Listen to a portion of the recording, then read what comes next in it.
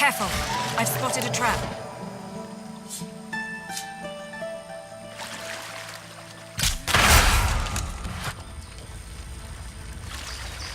Careful now.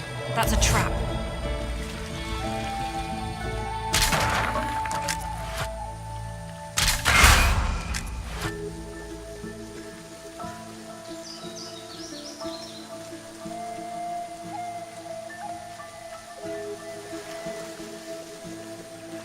I've spotted something.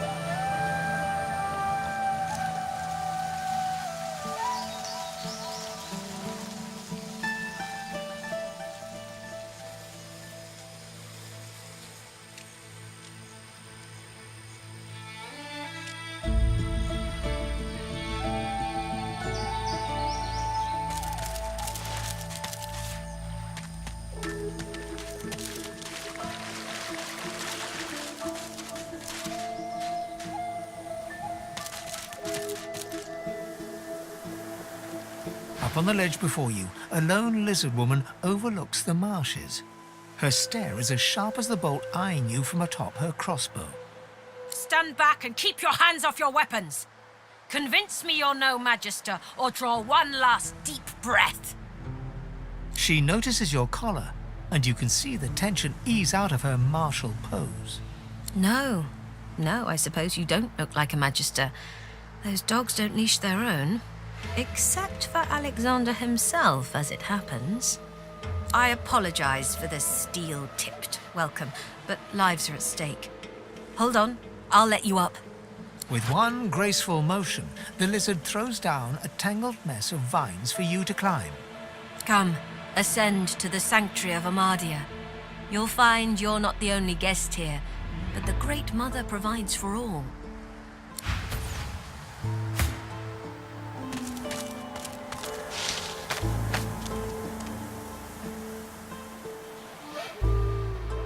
The proud man has returned, but yours is the pride, is it not?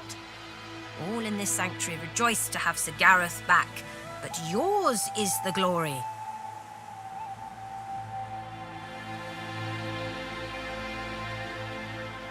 Good. You did well.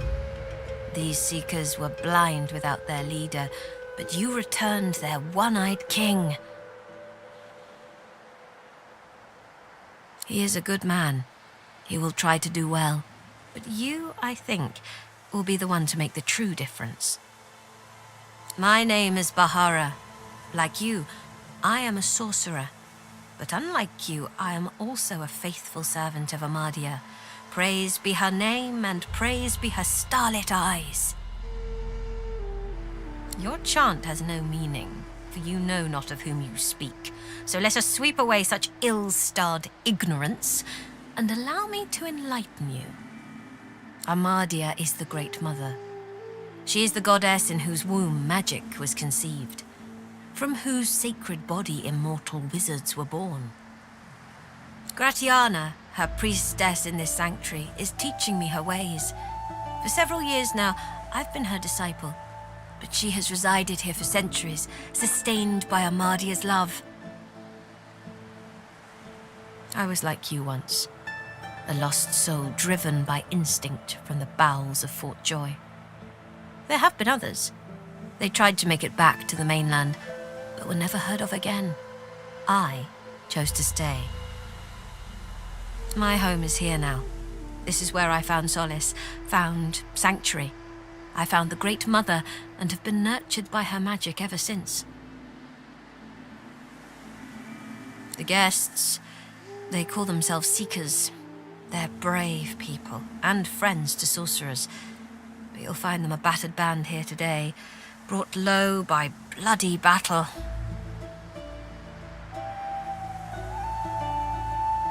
Magisters, of course. Who else? The Seekers came here to rescue a sorcerer from the fort. They failed. Many fell. They've heard the Shrieker's shriek. I thank the goddess I'm not haunted by their sound. They knew him to be God-woken. They sought to kindle the divinity slumbering deep within his soul.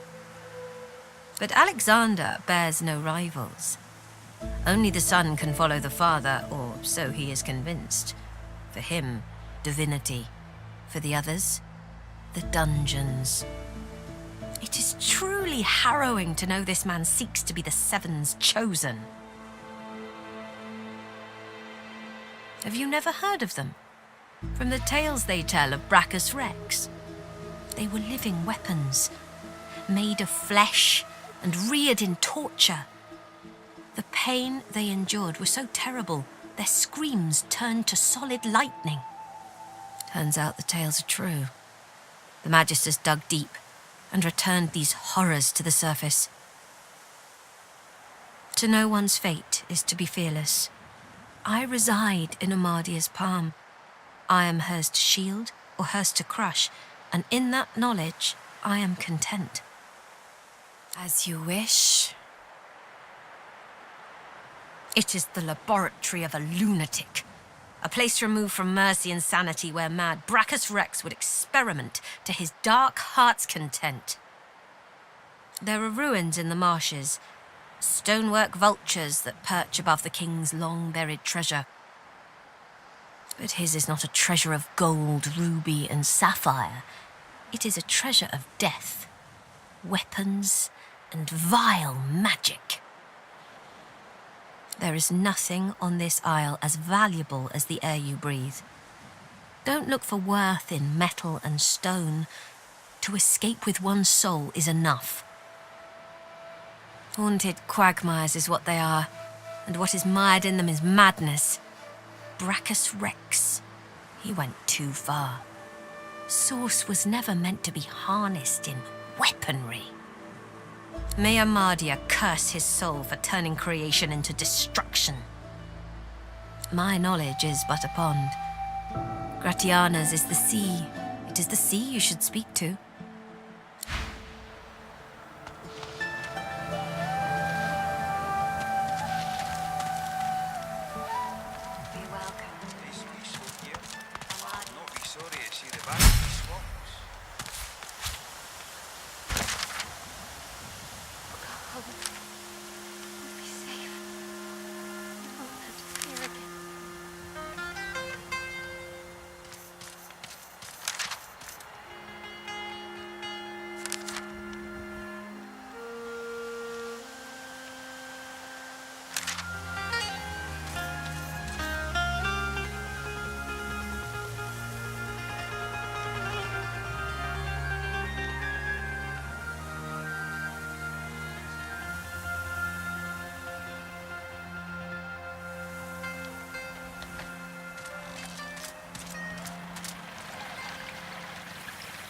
We'll be done.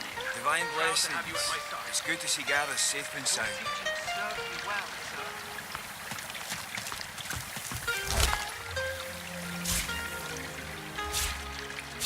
Keep your wits about you, Leia. We need you. Thank you. You were missed. Gareth is back. Gareth is safe. She throws her arms around you in a tight embrace. Thank you, thank you. You're so good, so kind, so brave. She smiles and hugs you again. What a beautiful day. What a happy day. My thanks, friend. I can't remember the last time I've seen her smile like that. If there's anything we can do for you, you have only to ask.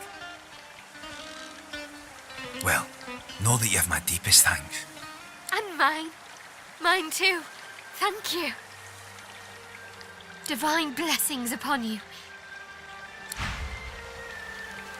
The sun shines brighter now that Gareth is returned. I can't wait to go home. Soon enough. Soon enough. Gareth will know what to do. He'll take care of us. Amidst the placid little pond, the face of a goddess lies half submerged in the water. Rivulets stream from her deep-set eyes like endless cascades of sunlit tears. You feel peaceful in her presence, soothed somehow by an intangible comfort. As you gaze upon her loving face, you find yourself drawn into a trance-like state. A voice seems to reach you from within your mind and from the furthest reaches of the stars. Its whispers caress you like a breeze. The voice grows stronger, like a breeze picking up.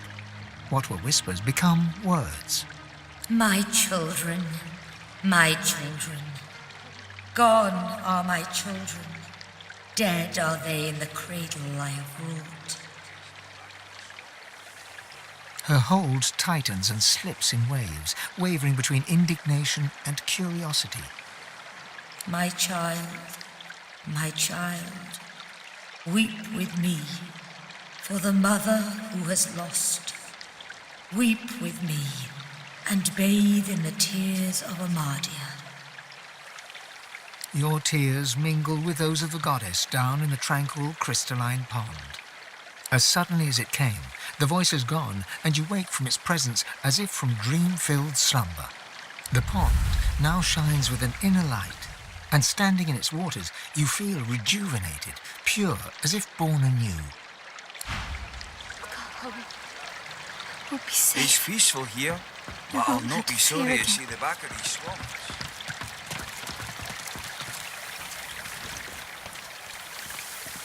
You come at last. I'd no doubt you'd find your way to us, not after witnessing your bravery. I know you seek answers. I'll tell you what I can. Godwoken. Gareth pauses. My friend, the Voidwoken feast on us. There is no longer a divine to channel the will of the Seven. A new one must rise. Only a Godwoken, blessed with the blood of heroes, may ascend to divinity. But few are left. We knew of one, Verdas. He is why we came here. There were others, but they fell like crabapples from their branches. Someone else looks for Godwoken, not to liberate them, but to kill them. You have spoken to a god? Gareth stares intently, not so much at you as through you. Yes, I see something there. But it's not for me to say. I must get you to Malady. She will know. She was imprisoned on the Lady Vengeance, one of the few of us not left to rot on the sand and sun. All the more vital we take the ship from the Magisters. Godwoken. We'd just landed on shore. Minutes later, Dallas sailed in on the Lady Vengeance, screaming like a banshee. We had no hope. Most of us were dead in the blink of an eye.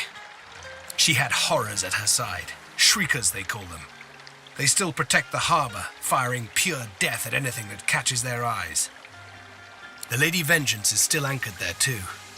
Lucian, save us from whatever plot Dallas is concocting on it. We'll be safe. Well, I had a plan. Gratiana told me of weapons that could counter these shriekers.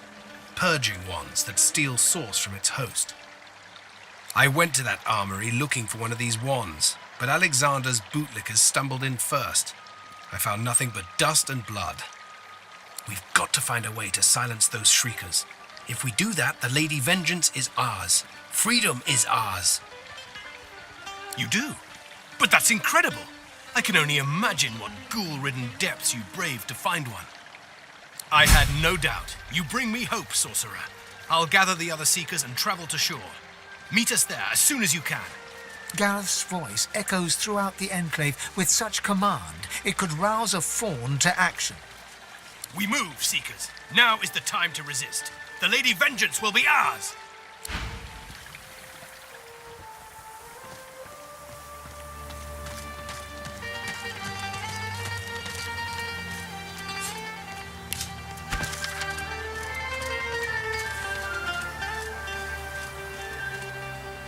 Ifan looks anxious, an unfamiliar look on the lone wolf.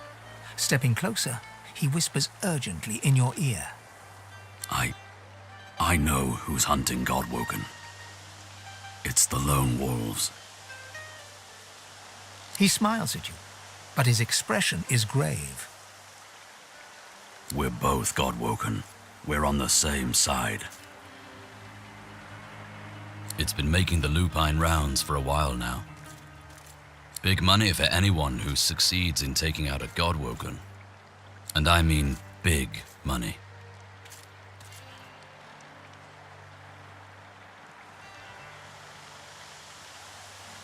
I intend to find out. I bet we can track down my old pack and ask some questions. Last I heard, they were camped out near Driftwood. In the meantime, let's keep a lower profile.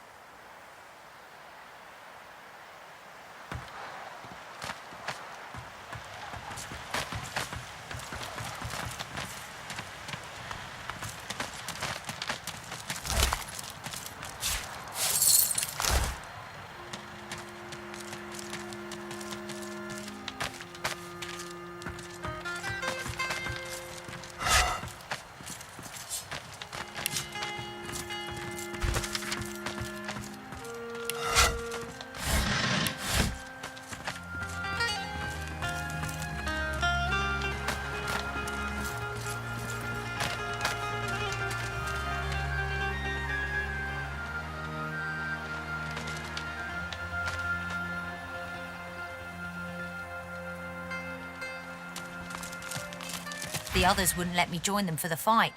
You should get moving, though. They'll need you at their side.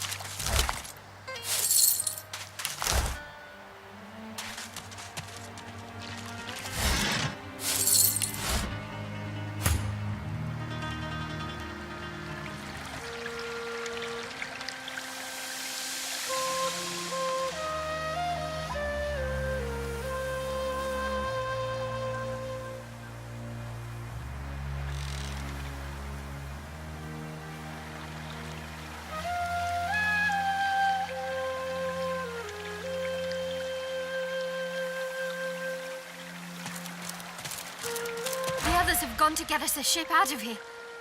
Hurry on, they'll need you. Yes, of course, of course. She extends her arms, reaching towards you with a look of total concentration on her eyes. You feel the collar start to twist, a living, writhing thing fighting for survival. With a scream of tortured metal, the collars snap, falling broken from your necks. No more choking. No more silence. You'll never be a slave to a magister again. Now go and make them pay for what they've done.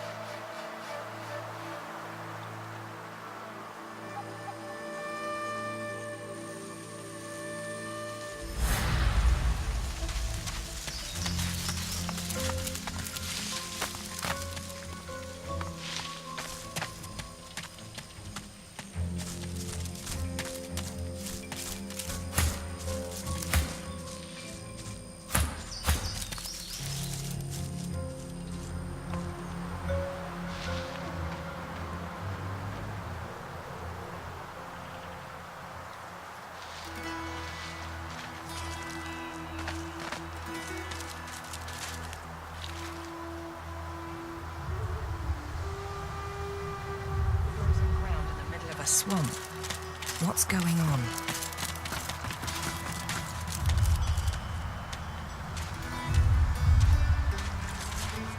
A winter dragon. The dragon stares you down with flinty, intelligent eyes. He tries to speak, but his jaw is bound tightly by the same thick chains that shackle him to the pillars.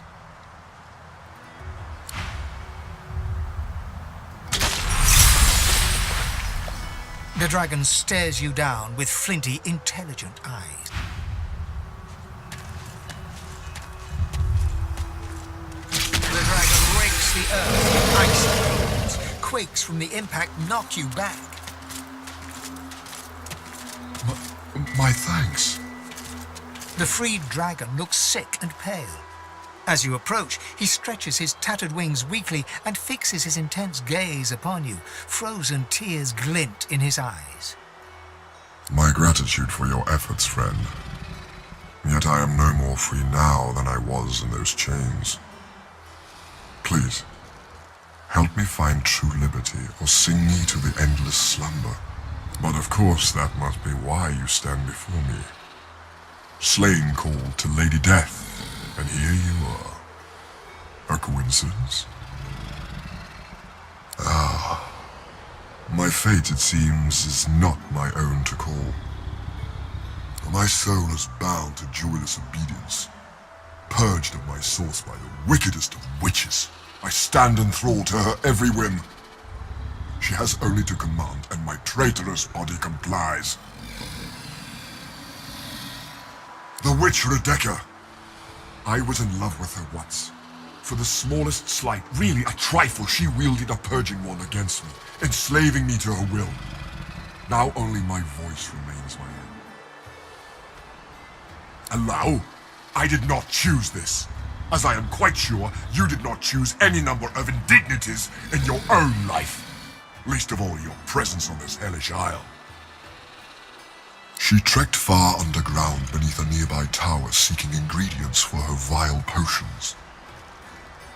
I can feel her dark heart beating within my own even from here. I await her return, yet I would prefer to welcome death in the sight of her face again. The dragon sniffs and rakes at the ground with one razor-sharp talon. A thought cannot mend a soul. A prayer cannot heal what has been ruined. You talk to soothe yourself, not me. That you would even ask such a question of a stranger already in your debt. There is much goodness within you, but this task would not be easy. Rebecca is a canny one, cat to your mouse. She consumed all my source with her purging wand. So long as she holds it, she has absolute control over me. If you could retrieve it for me, I could be free again. You would have my gratitude, and whatever aid I could then offer to you.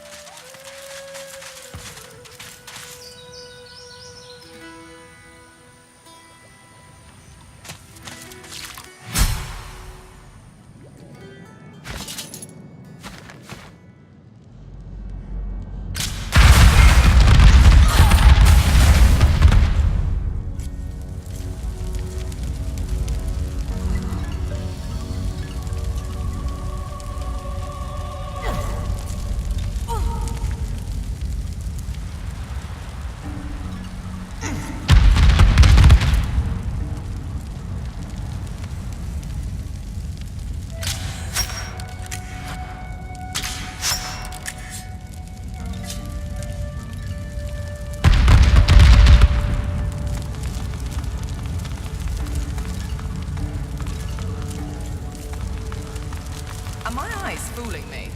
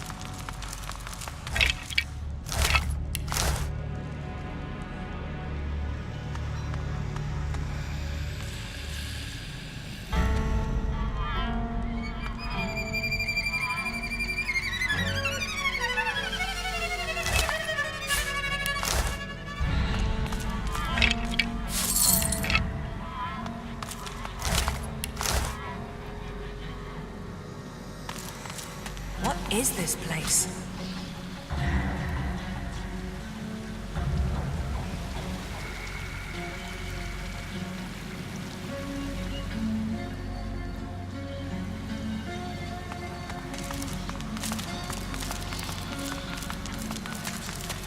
A tall woman stands amid a field of corpses, some fresh, some ancient. The sour smell of them stings your nostrils, your eyes. As you draw nearer, the stench blooms into a humid flavor you can almost taste. The woman turns to you, bitten lips parting into a grin. She tucks a small bunch of black-red roses into a leather strap across her left hip and, preparing to curtsy, offers you a hand. What a bore. She stands to her full height, her lips pursed in disappointment. She cocks her head and takes you in. The stench of death and sewage suddenly intensifies.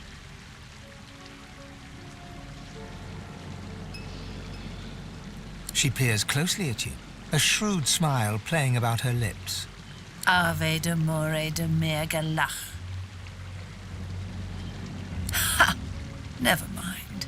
I mistook you for someone else.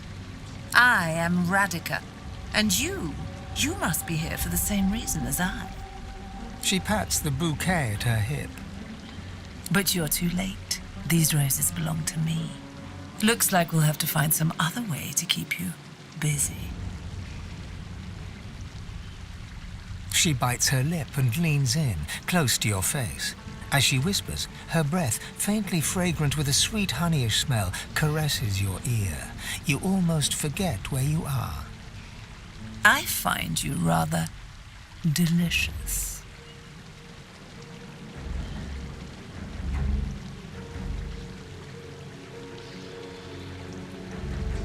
Just because something is bad doesn't mean you ought not to do it, love. She presses her lips to yours. Her mouth is soft, her breath sweet. She kisses you gently, then harder, her teeth raking softly across your tongue. Suddenly, her breath sours in your mouth. It is rank, mouldering, thick with the taint of death. You try to pull away, but she is holding you tight and hard. You hear a low hum, getting louder. Before you realize what's happening, winged insects pour from her throat down yours. They ricochet around your mouth, a wet, buzzing mass, more by the second. Suddenly, all at once, they start stinging you from inside. She stands over you, smiling, and wipes her mouth. There. There. Tell me, little girl, do you know why the soil here is so very fertile? Do you know why it's the only place in Reaper's Coast where blood roses grow? Now, let's not be unkind, and don't change the subject. It's the corpses, darling. Blood roses only grow in soil rich with corpses. I'll need more roses soon enough. I already started with the last traveler who interrupted me. Come, let's make next year's harvest a real bounty.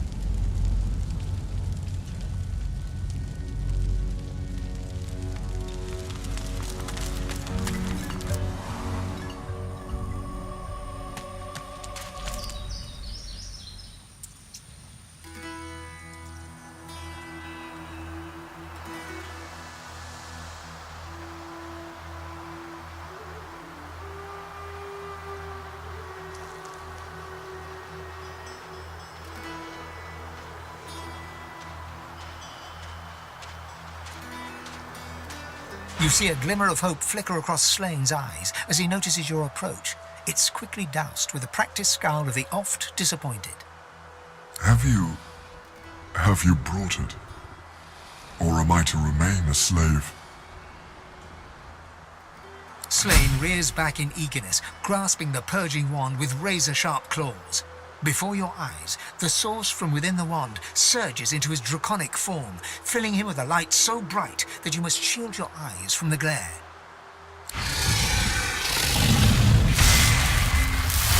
The blazing brightness dies down. Squinting, you now see no dragon before you, but the figure of a handsome lizard. A handsome lizard with the same eyes as Slane. His eyes still blaze, a piercing silver. A triumphant smile dominates his face as he bows extravagantly before you. Slane, at your service. Neither. Both. I am a dragon knight, the last of my bloodline. Shifting between two shapes is our greatest gift. If everyone thought like you, this vile place will be little more than a sunny island. Perhaps before we're done, we can return it to such a state. Knowing such a steadfast and noble soul offers help to those in need gives me great comfort. I'd like to offer you the same. When you are truly at a loss, when you have no choice but to back down or perish, you will find safety in my shadow. This is an island of many mysteries, of many horrors. I'll learn what I can. Perhaps there is some possible reprieve for the souls who suffer here. Slane smiles at you and turns to leave. He takes no more than a few steps before he shimmers out of lizard form, blurring in mid-air back into a majestic dragon that soars away.